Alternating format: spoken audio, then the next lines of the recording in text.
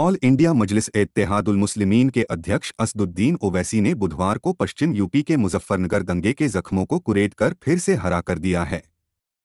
2013 के मुजफ्फरनगर दंगों का जिक्र करते हुए ओवैसी ने कहा कि 8 साल पहले मुजफ्फरनगर का मुसलमान खून के दरिया से गुजरा है और अब कहा जा रहा है कि भूल जाओ। साथ ही ओवैसी ने कहा कि लोकसभा चुनाव में जाटों ने बीजेपी को वोट देकर जिताया। जब जाट चौधरी अजीत सिंह को हराकर उन्हें छोड़ सकते हैं तो मुसलमान पुरानी रवायत क्यों नहीं छोड़ रहे हैं। इस तरह ओवैसी पश्चिम यूपी में जाट मुस्लिम समीकरण में सेंध लगाने की कवायद करते नजर आए। भारतीय किसान यूनियन के नेता राकेश टिकैत का सियासी आधार पश्चिम यूपी के इलाके में टिका है। जाट मुस्लिम वोटों के सहारे वो बीजेपी को 2022 के चुनाव में सबक सिखाने का दम भर रहे हैं। ओवैसी ने टिकैत के गढ़ मुजफ्फरनगर में चुनावी हुंकार भरकर पश्चिम यूपी की सियासत में एक बार फिर से गरमा दिया है। ओवैसी ने जिस तरह से मुजफ्फरनगर दंगे और मुसलमानों के साथ नाइंसाफी का जिक्र करते हुए सपा, बसपा, आरएलडी, कांग्रेस पर सवाल खड़े किए। ओवैसी ने कहा कि 19% मुसलमान आज सियासी तौर पर मुहताज हैं। मुस्लिम सपा बसपा को वोट देते रहे और दंगों का शिकार बनते रहे। हमें अपने वोट की सियासी ताकत पहचाननी होगी।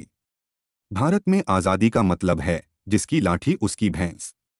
मुजफ्फरनगर के मुसलमान ने कभी बीजेपी का साथ नहीं दिया, फिर भी 2013 में यहां दंगा हुआ। मुसलमानों की नाइंसाफी की बात होती है तो सपा बसपा आरएलडी के नेताओं के माइक बंद हो जाते हैं। ओवैसी ने कहा कि मेरठ के हाशिमपुरा और मलियाना में दंगा फसाद हुआ था तो कहा गया भूल जाओ। अब फिर कहा जा रहा है कि मुजफ्फरनगर का फसाद भूल जाओ। ओवैसी ने कहा कि मुसलमानों इन नाइंसाफियों को भूल जाएंगे तो दोबारा फिर नाइंसाफी होगी। ओवैसी ने कहा कि सपा की सरकार में 70 के करीब मुसलमान जीतकर आए थे तो मुजफ्फरनगर दंगा कैसे हुआ। सपा के मुसलमान विधायकों की जुबान पर ताला लगा दिया गया था। बंटवारे के बाद मुजफ्फरनगर में सबसे बड़ा कांड हुआ था, उसे कौन भूल सकता है। एआईएमआईएम प्रमुख ओवैसी ने मुसलमानों से कहा कि कब तक सपा, बसपा, कांग्रेस, आरएलडी के लिए दरी बिछाने का काम करते रहेंगे। उन्होंने कहा कि उनकी जिंदगी का एक ही मकसद है, गरीब मुसलमान की सियासी आवाज होनी चाहिए।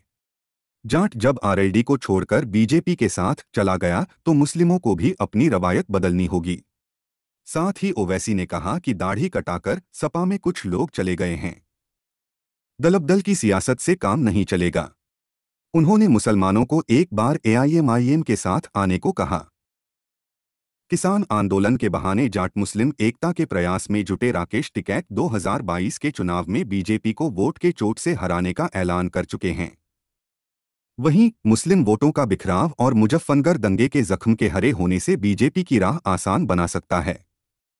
पश्चिम यूपी के मुजफ्फरनगर में साल 2013 के सांप्रदायिक दंगों से जाट और मुस्लिम के बीच कड़वाहट और दोनों एक दूसरे के खिलाफ हो गए, जिसका बीजेपी को राजनीतिक रूप से फायदा मिला।